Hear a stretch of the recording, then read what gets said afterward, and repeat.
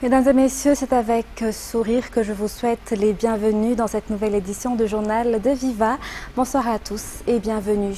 Dans les actualités de ce jour, page économique. Pour commencer, des examens sont encore effectués sur les vanilles de Madagascar avant leur exportation afin de garder leur qualité ainsi que Madagascar garde son rang sur le marché international. La campagne d'exportation de vanille a été ouverte le 15 novembre dernier et les marchés sont déjà ouverts pour les opérateurs ayant eu la validation du gouvernement malagasy. Pour ces derniers, le coût de la vanille est de 250 $ le kilo, un prix établi dans le cadre de l'amélioration du marché. Les détails avec Cécile Sylvain et Zahra Rangiansou. Madagascar, le premier pays exportateur de vanille. L'année dernière, l'île a exporté jusqu'à 3200 tonnes, une quantité jamais atteinte durant ces 20 dernières années. Aucune estimation n'est encore faite pour la campagne d'exportation 2022-2023 qui s'est ouverte ce mardi. Par contre, les marchés sont déjà réservés grâce aux appels d'offres lancés par notre pays, selon Isidore Azanakout, directeur général du commerce et de la consommation. Le gouvernement malagasy vise à établir un marché durable pour les vanilles. Ainsi, le Conseil national de la vanille est passé par un cabinet international afin que les normes internationales soient respectées lors de l'exportation, selon toujours les explications.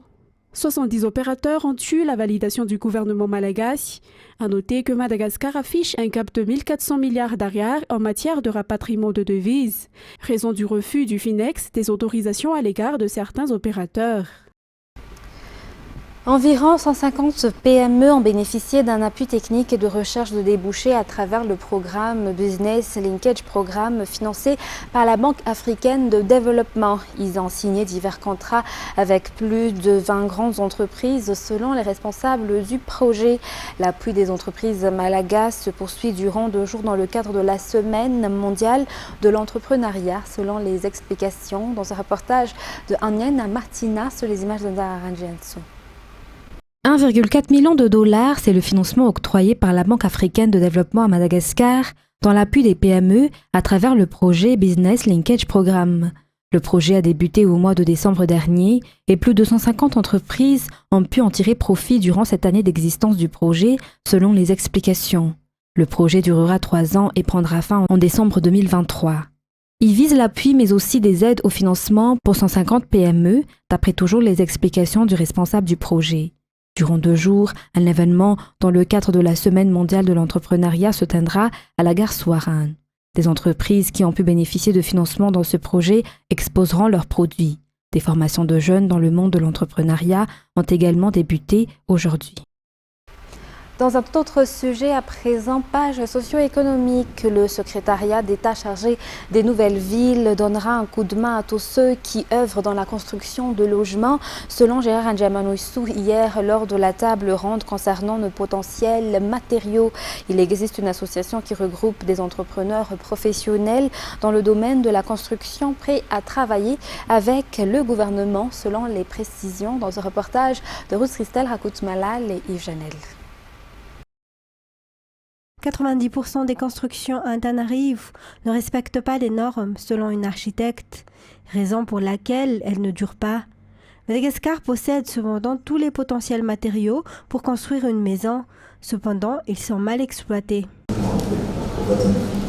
Donc le journée mondial de l'habitat ici à Madagascar, nous avons pris dans les engagements de l'État de soutenir les recherches sur la technologie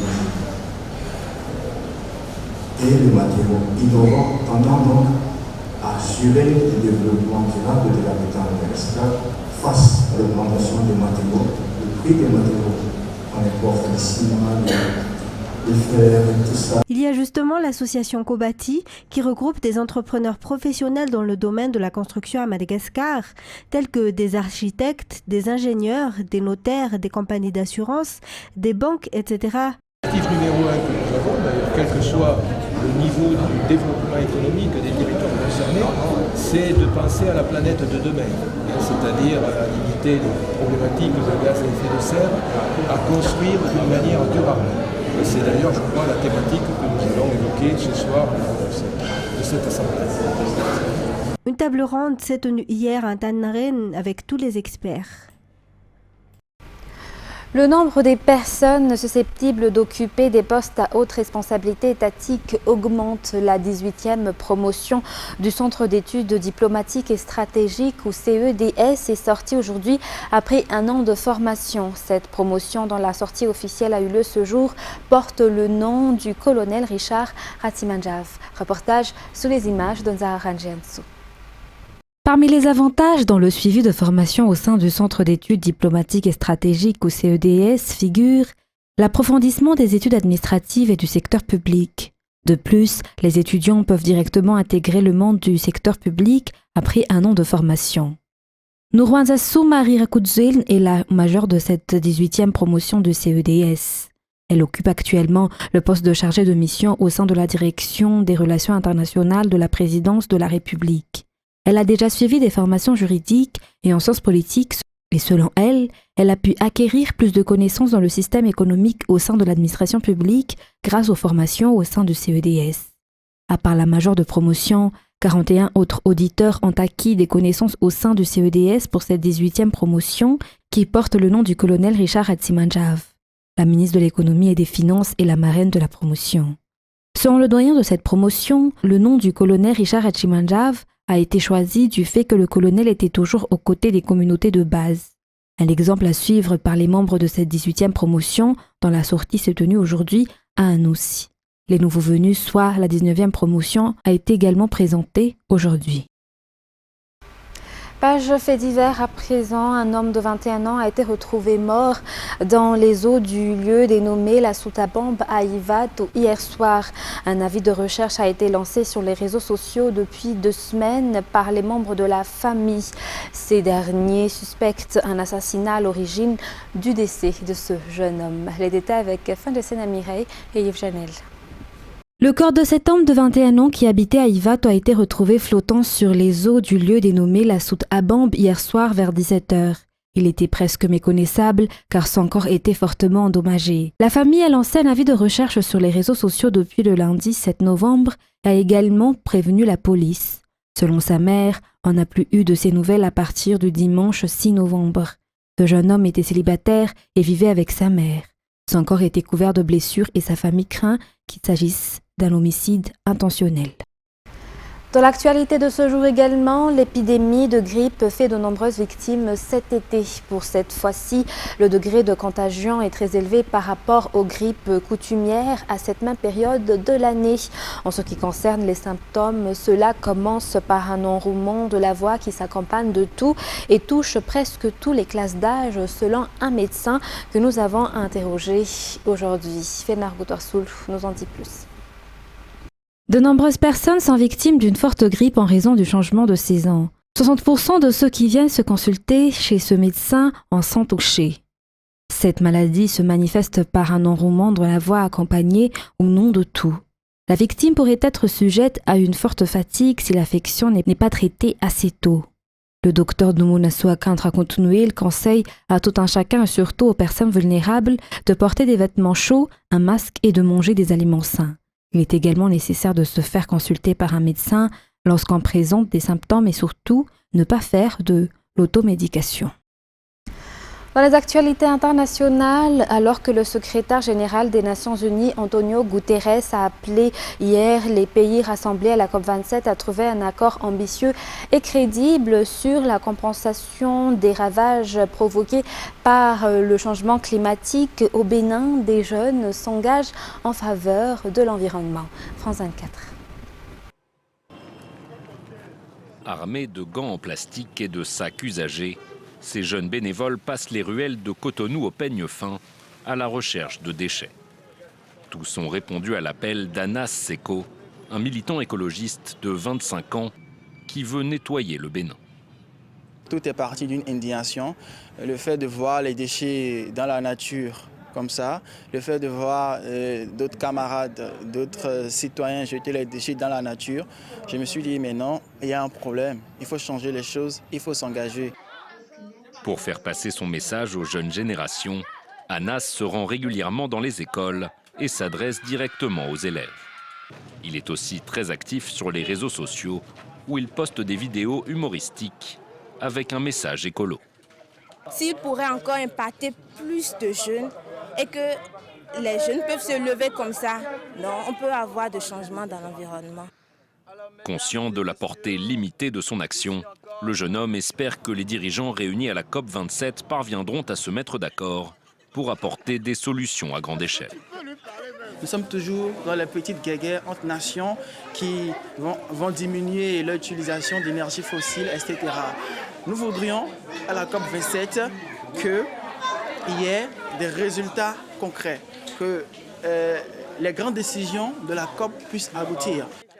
En attendant, Anas Seko continue de mener des actions sur le terrain avec les moyens du bord.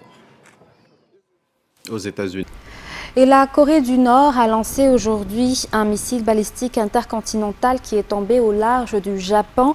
Dernier épisode en date d'une série record de tirs de projectiles ces dernières semaines, alors que Séoul, Tokyo et Washington s'attendent à un essai nucléaire imminent de la part de Pyongyang. France 24.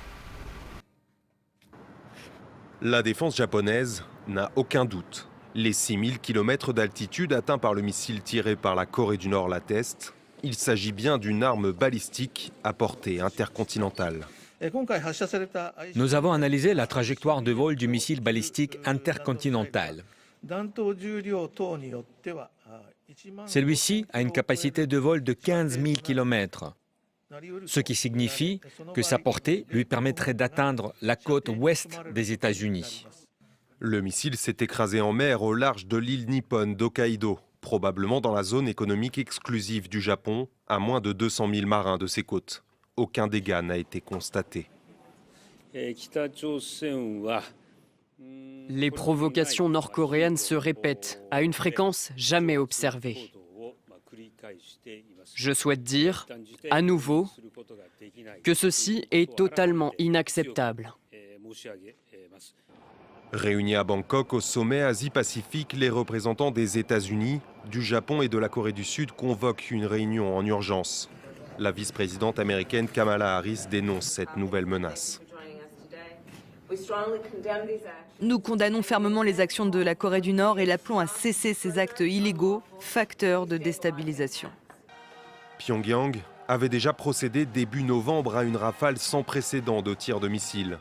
Séoul et Washington estiment que le Nord pourrait prochainement effectuer son premier essai nucléaire depuis 2017, au risque d'exacerber encore un peu plus les tensions autour du 38e parallèle Nord. Et le président français Emmanuel Macron a mis en avant aujourd'hui la stratégie de la France en Asie-Pacifique en appelant à la fin de la confrontation dans la région au cours d'un sommet à Bangkok assombri par les multiples tensions dans la région. France 24 toujours. Emmanuel Macron s'est exprimé ce matin devant le sommet des dirigeants économiques de cette zone Indo-Pacifique. Dans le cadre donc de ce sommet de la paix, que vous l'avez dit, la France est invitée et c'est le premier pays européen à l'être depuis 1989. En fait, le président a vanté bien sûr les mérites et les atouts de la France pour renforcer cette coopération avec les pays de la zone Indo-Pacifique. Il a longuement insisté pour expliquer à tous ses dirigeants que la France était certes une nation européenne, mais aussi une véritable nation de l'Indo-Pacifique avec tous les territoires qu'elle possédait dans la région et les plus de 1,5 million de Français qui y vivaient. Donc, plaidoyer pro-domo en quelque sorte, mais plus globalement, Emmanuel Macron a défendu une sorte de troisième voie entre les appétits économiques de la Chine d'un côté, des États-Unis de l'autre. Il a voulu jouer sa carte, celle des Européens, celle de la France. Nous ne croyons pas en l'hégémonie, nous ne croyons pas en la confrontation, nous croyons en la stabilité et en l'innovation pour améliorer la vie de tous nos peuples. Voilà en quelque sorte le message qui a été délivré par Emmanuel Macron, alors qu'il a aussi employé une métaphore.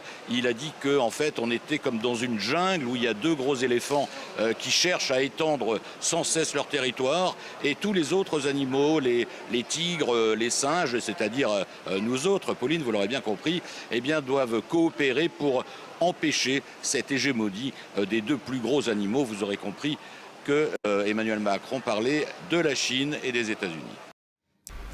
Mesdames et messieurs, c'est la fin de ce journal. Nous vous remercions de votre fidélité. Très bonne continuation et très bonne suite de programmes sur Viva. Au revoir.